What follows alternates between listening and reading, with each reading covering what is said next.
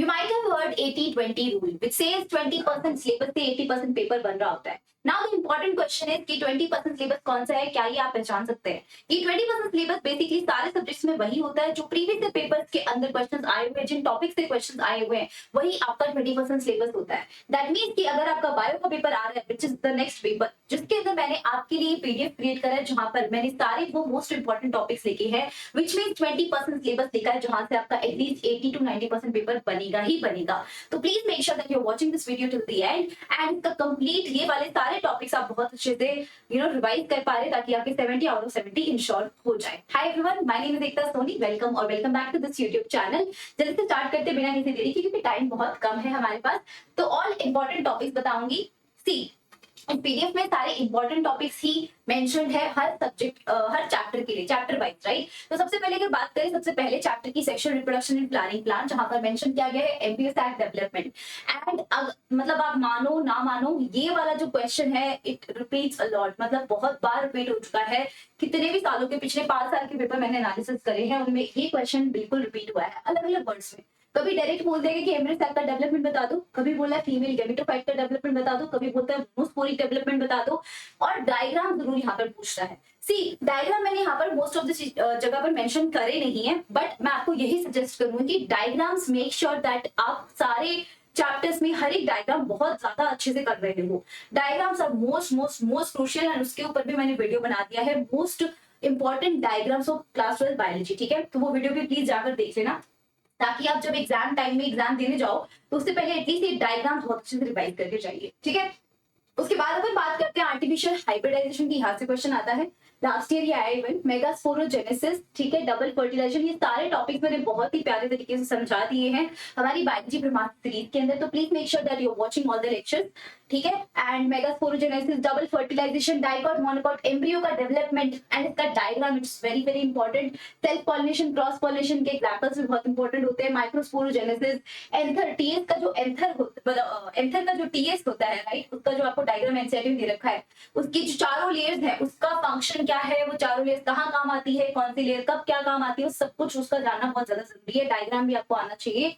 Apomixis and polyembryony, इनके 1-2 number की छोटी मोटी डेफिनेशन जरूर आपसे पूछी जा सकती है विद देयर एग्जांपल्स. ओके, सो ये बात होगी हमारी सेक्सुअल रिप्रोडक्शन फ्लावरिंग प्लांट की. आगे वाला चैप्टर हमारा ह्यूमन रिप्रोडक्शन है. Again, you can see here human reproduction is spermatogenesis.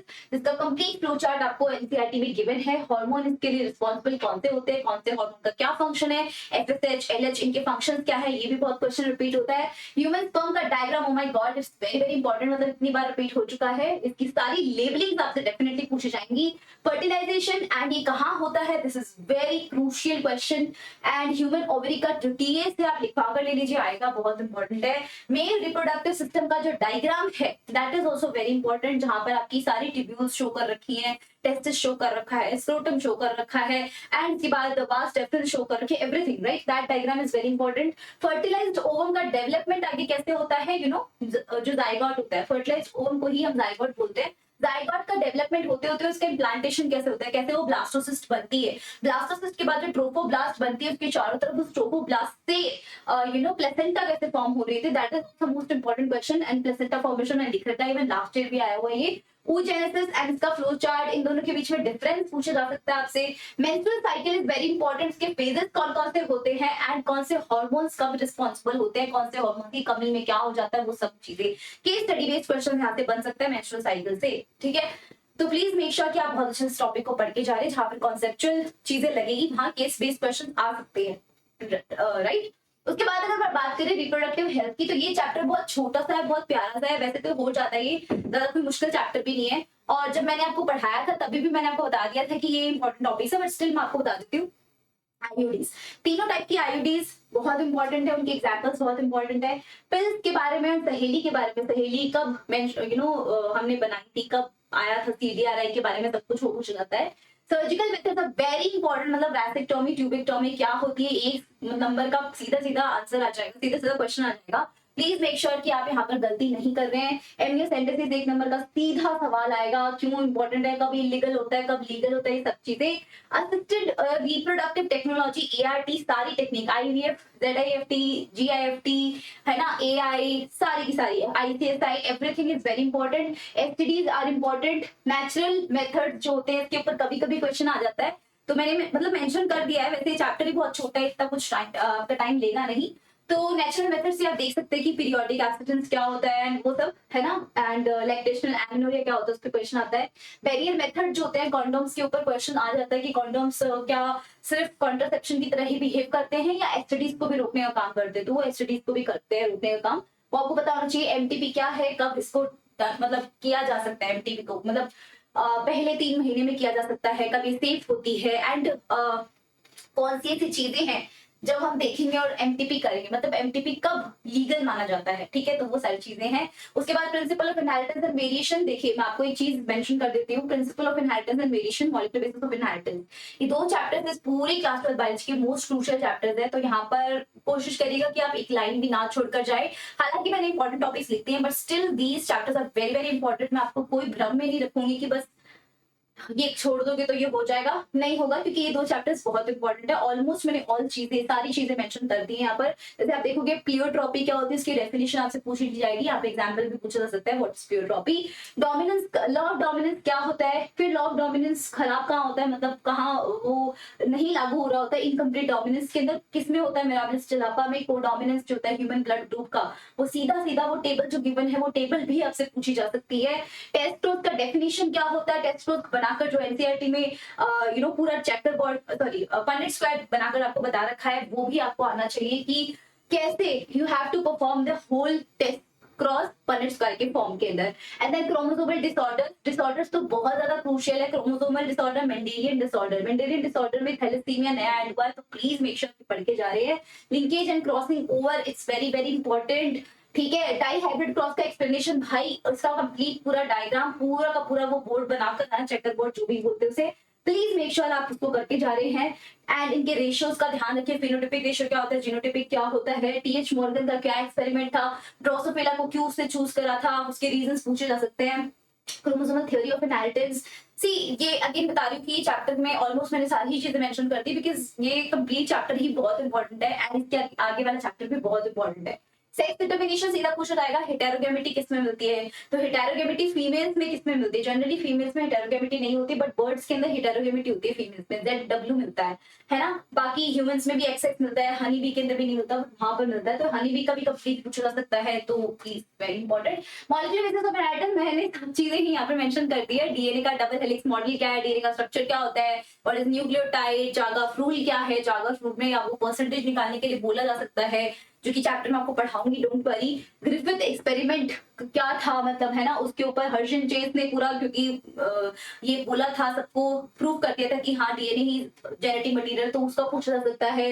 DNA application कब होता है, क्या होता है, पूरा प्रोसेस आपसे पूछा जाएगा। ट्रांसक्रिप्शन वेरी इंपॉर्टेंट, बहुत सिंपल सी प्रोसेस होती है, जो मैं आपको, अगर आपने मेरा लेक्चर देखा है या मैं लाइव भी करने वाली हूँ कल, तो आप देखिएगा, वहां पर सब अच्छे से एक्सप्लेन करा है कि basically what is transcription and क्या सब चीजें होती हैं।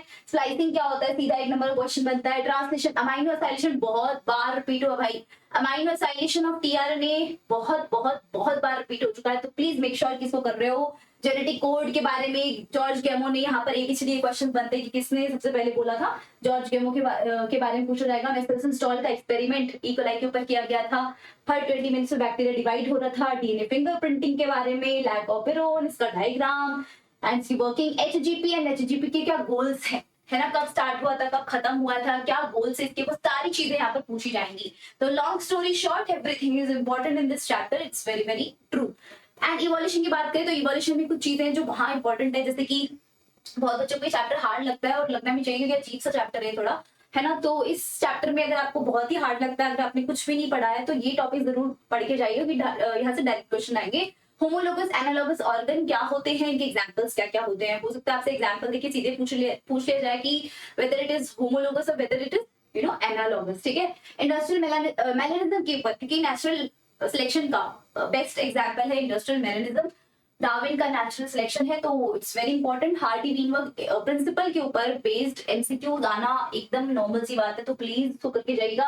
ह्यूमन इवोल्यूशन के ऊपर क्वेश्चन आ सकता है। बायोजेनेसिस की थ्योरी क्या थी? Miller experiment, it has been repeated so many times. Miller experiment बहुत ज्यादा रिपीट हो चुका है। म्यूटेशन के अंदर फ्रेम शिफ्ट म्यूटेशन वगैरह पूछा जा सकता है, पॉइंट म्यूटेशन एंड उसके एग्जांपल। पॉइंट म्यूटेशन का क्या होता है ना, एंड फ्रेम शिफ्ट का क्या होता है, जेनेटिक ड्रिफ्ट क्या होता है, सीधी सीधी डेफिनेशन आ सकती है। गैलापागोस आइलैंड के ऊपर डार्विन ने क्या ऑब्जर्वेशन करी थी? ये देखिए सारे टॉपिक्स मैंने लिखे प्रीवियस ईयर पेपर के एनालिसिस के ऊपर बेस्ड। डार्विन ऑब्जर्वेशन, डार्विन की ऑब्जर्वेशन क्या थी गैलापागोस आइलैंड के ऊपर। ह्यूमन हेल्थ एंड डिजीज की बात करी जाए तो सारी डिजीज, भाई सारी की सारी डिजीज इंपॉर्टेंट है। किसने कॉज किया है, क्या सिम्टम आते हैं, बुरी से बुरी सिचुएशन आते तो क्या हो सकता है, इस सारी चीजें तुम्हें पता होनी चाहिए। उसके अलावा प्लाज्मोडियम और उसका लाइफ साइकिल साफ साफ क्वेश्चन आ चुका है कि प्लाज्मोडियम को 2 होस्ट चाहिए होते हैं, तो दोनों होस्ट कौन से होते हैं। इम्यूनिटी के ऊपर डायरेक्ट क्वेश्चन आते हैं। एंटीबॉडी का डायग्राम बनाने को पक्का आ सकता है। वीओटी लिम्फोसाइट क्या होते हैं और कैसे फंक्शन कर रहे होंगे। लिम्फॉइड ऑर्गन्स कौन से होते हैं, प्राइमरी सेकेंडरी होते हैं, तो इनका क्या फंक्शन होता है, किस तरीके से काम करते हैं, इनके एग्जांपल। कैंसर के ऊपर क्वेश्चन आ चुका है। एड्स के ऊपर क्वेश्चन आ चुका है। वैक्सीन, यहाँ पर भी आपसे क्वेश्चन पूछा जा सकता है। ड्रग, ड्रग तो मतलब है ही। तो बेसिकली इसमें भी मैंने कुछ, आप बोल भी सकते हैं, almost all the topics are included in human health and disease. Because again मैंने जब प्रीवियस पेपर का एनालिसिस करा तो ज्यादातर मुझे जो चीज कॉमन दिखी, दैट इज ये डिजीज वाला तो बहुत कॉमन दिखा, एंड ये एंटीबॉडी डायग्राम जो है ना, this is also very common. और एक कैंसर के बारे में जो थोड़ा बहुत ज्यादा कॉमन दिखा। इसलिए आप चाहे तो इन 3 चीजों को तो ज्यादा रेफरेंस दे सकते हैं, मतलब प्रेफरेंस दे सकते हैं, सॉरी, है ना। तो ये इंपॉर्टेंट, महा इंपॉर्टेंट, ये महा इंपॉर्टेंट, और आपका जो ये है ये भी बहुत महा इंपॉर्टेंट है। तो please okay, microbes and human welfare की बात करी जाए तो भाई माइक्रोब्स का यूज कहाँ होता है, वेरी इंपॉर्टेंट। भाई जो टेबल दे रखी है सारी की सारी रट के जाइएगा। एस्परजिलस नाइगर क्या करता है, क्लोस्ट्रिडियम ब्यूटालिकम क्या करता है, फलाना ढिमकाना, सारी चीजें करके जाइएगा। सारी की सारी टेबल्स को रट लेना है। सेवेज ट्रीटमेंट कैसे होता है, प्राइमरी ट्रीटमेंट, सेकेंडरी ट्रीटमेंट, ठीक है। और उसके बाद bio control agent. Bio control agent पे मैंने बहुत नोटिस किया है कि यहाँ पर न्यूक्लियो पॉलीहेड्रोवायरस, जिसके ऊपर बहुत सारे क्वेश्चन आ चुके हैं ऑलरेडी। नैरो स्पेक्ट्रम का वायरस होता है ना, उसके ऊपर बहुत सारे बैक्यूलो वायरसेस, उस पे क्वेश्चन बहुत आया हुआ है। तो प्लीज मेक श्योर कि आप कर रहे हैं। Biotechnology principle processes again restriction enzyme के ऊपर भाई बहुत बहुत बहुत क्वेश्चन आते हैं। पैलिंड्रोमिक सीक्वेंस क्या होता है, कैसे वो काम कर रहे हैं, उसकी वर्किंग, है ना। Restriction enzyme always work on a palindromic sequence, तो पैलिंड्रोमिक सीक्वेंस को पता होना चाहिए व्हाट इट इज, है ना। जेल इलेक्ट्रोफोरेसिस, पीसीआर भाई भर भर के रिपीट होते हैं ये दोनों तो। एंड पीबीआर का जो डायग्राम है it is also important. Bioreactor is also important. तो ये कुछ 3-4 टॉपिक्स है जिसमें इम्पोर्टेंट है। बायोटेक्नोलॉजी एंड इट्स एप्लीकेशन में आप देखेंगे बीटी क्रॉप में BT cotton is very important. कैसे बीटी कॉटन में हम मतलब बैसिलस तुरिंजिन्सिस का क्या यूज है यहाँ पर, आरएनए इंटरफेरेंस कैसे करते हैं, एक सारे यूकेरियोट्स में होती है ये मेथड, राइट। ह्यूमन इंसुलिन क्या है, इसका बहुत इंपॉर्टेंट है। ह्यूमन इंसुलिन एली लिली का कंपनी जो थी उसने ह्यूमन इंसुलिन बनाया था, कैसे बनाया था, डायग्राम। जीन थेरेपी 4 साल की बच्ची में की गई थी एडी की कमी को दूर करने के लिए। What is totipotency, Soma clone क्या होता है, ये सब क्वेश्चन आएंगे, ठीक है। ऑर्गेनिज्म एंड पॉपुलेशन की बात करी जाए तो यहाँ पर सबसे ज्यादा जो इंपॉर्टेंट मुझे लगता है, एंड दैट इज इंपॉर्टेंट, इसमें 2 ही टॉपिक्स है, population attributes and population interaction. Interaction is very important topic. सारे के सारे एग्जांपल्स, मतलब मैंने यही चीज नोटिस करी कि ऑर्गेनिज्म एंड पॉपुलेशन जो मुझे बहुत ही अजीब चैप्टर लगता है, थोड़ा सेंसलेस चैप्टर लगता है, बट स्टिल यहाँ से ये चीज बहुत ज्यादा रिपीट होती है। पॉपुलेशन का इंटरेक्शन कैसे है, म्यूचुअलिज्म क्या होता है, कमेंसलिज्म क्या होता है, पैरासिटिज्म क्या होता है, इनके एग्जांपल्स क्या होते हैं, ट्रेडिशन क्या होता है, एग्जांपल्स क्या होते हैं, इस सारे बहुत बहुत बहुत इंपॉर्टेंट है। तो प्लीज एग्जांपल के साथ में अच्छे से इसको करिएगा। इकोसिस्टम की बात करें तो यहाँ पर पिरामिड से क्वेश्चन बहुत ज्यादा आता है, इनकी सीधी सीधी डेफिनेशन आती है। Decomposition and productivity.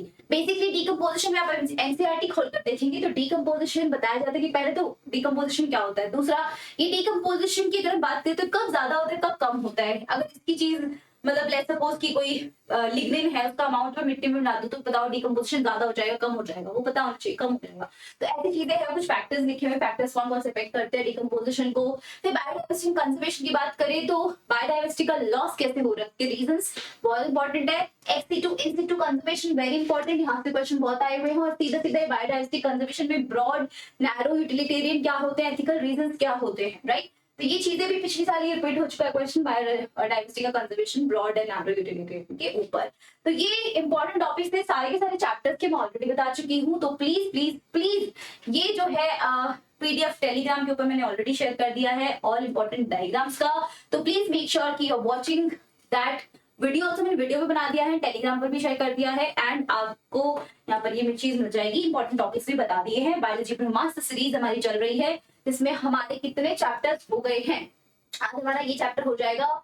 एंड ये वाला चैप्टर बच गया है क्योंकि कुछ टेक्निकल ग्लिचेस आए, हमने शुरू करने की कोशिश करी बट नहीं हो पाया ये, लेकिन इसको मैं कल कर दूंगी, don't worry. Biotechnology principle and processes भी कल हो जाएगा आपका, एंड देन इसके हिसाब से अपना काम चलता रहेगा। एंड इसके साथ में अगर आप सोच रहे हैं कि नीट और जेईई की प्रिपरेशन करना, एंड आप सोच रहे हैं कि 12th के बाद आप एक साल का ड्रॉप ले अच्छे से प्रिपरेशन करें, तो make sure you are visiting Vedantu learning centre. अपने सिटी के पास में ही या अपनी सिटी में ही आप वेदांतु लर्निंग सेंटर देख सकते हैं और जाकर विजिट कर सकते हैं, सारी चीजों को एक बार देख लो, एनालिसिस कर लो क्या आपको ठीक लगता है, राइट। एंड आईबी स्टैट आप दे सकते हैं अगर आप चाहे कि भाई हमको थोड़ी फीस और कम मिल जाए तो बढ़िया रहे ना, ऑफलाइन इंस्टीट्यूट में एडमिशन कम फीस पे मिल जाए तो बहुत अच्छा रहे, तो उसके लिए आप आईबी स्टैट दे सकते हो। IB stat is registered Vedantu scholarship admission test, जहाँ पर आपको स्कॉलरशिप मिल रही होगी अपने वेदांतु में जितने भी ऑफलाइन कोर्सेज हैं, ऑफलाइन इंस्टीट्यूट है, वहां पर एडमिशन के लिए अप टू 70% की स्कॉलरशिप आपको मिल रही होगी। तो please make sure that you are registering here. Yeah, that's it for today's video. I hope कि इस वीडियो ने आपकी कुछ वैल्यू ऐड की होगी। आई होप कि मैंने आपको कुछ चीजें इंपॉर्टेंट बताई हैं डेफिनेटली, और अगर मैं आपको श्योरिटी दे सकती हूँ अगर आपने इस वीडियो में जो भी मैंने इंपॉर्टेंट टॉपिक्स बताए अगर आप ये भी पढ़ के जाते हो ना, तो आपके डेफिनेटली बहुत अच्छे मार्क्स आ जाएंगे, बहुत बहुत बहुत अच्छे। क्योंकि प्रैक्टिकल्स में देखिए 30 मार्क्स तो फिक्स्ड आपके आ जाएंगे, 30 नहीं तो 28 आ जाएंगे, इससे ज्यादा कम तो नीचे नहीं जाएगा, और अगर नीचे भी गया तो 25 तक जाएगा, उससे नीचे कभी कोई प्रैक्टिकल में किसी के भी मार्क्स मैंने तो देखे नहीं है, चाहे उसको कुछ भी ना आता हो। तो प्रैक्टिकल्स की टेंशन नहीं लेनी है, बस अभी इस पे फोकस करो कि यहाँ नंबर कट सकते हैं, तो 70 आउट ऑफ 70 यहाँ पर हमें इंश्योर करना, और ये टॉपिक्स हमें करने बहुत ज्यादा मस्ट है। ओके, सो या that's it for today's video. That's why I told you कि 20% सिलेबस ये होता है जिससे आपका 80% पेपर बन रहा होता है, that is 20% syllabus. Okay, so all the best. On that note, this is your biology educator Ekta Soni signing off for the day. Thank you so much for watching this video. Please make sure that you're subscribing to this YouTube channel, liking this video, and sharing this video with all of your friends. Thank you. All the best. Bye bye.